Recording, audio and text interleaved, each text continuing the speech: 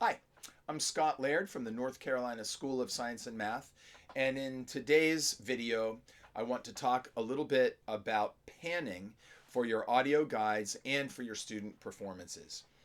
So a lot of folks that are new to the mixing process forget completely about the concept of panning.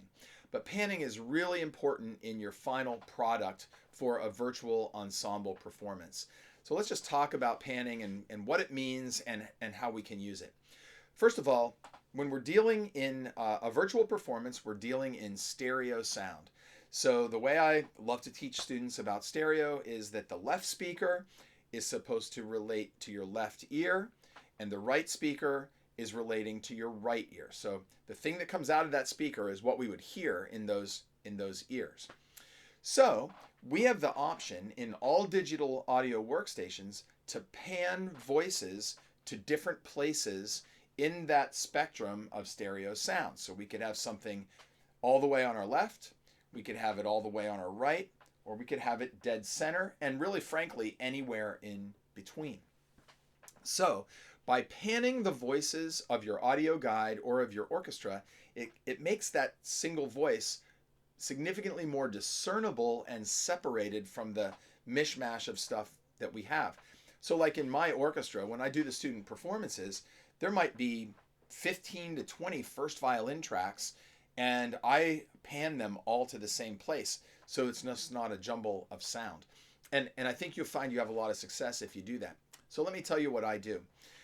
I take the first violin section or individual track on the audio guide and I pan it hard to the left, all the way to the left as far as it'll go.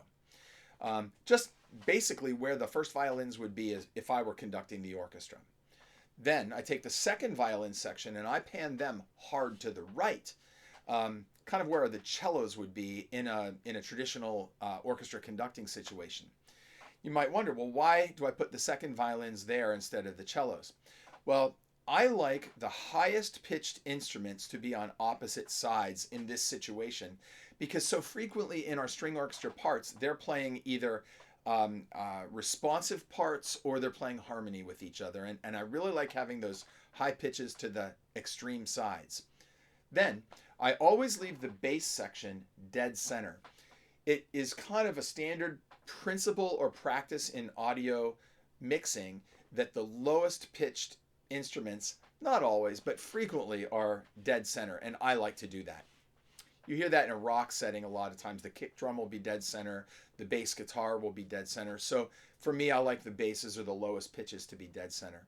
Then I typically take the viola section and I put them right around 10 o'clock on the clock, and I put the cello section right around 2 o'clock.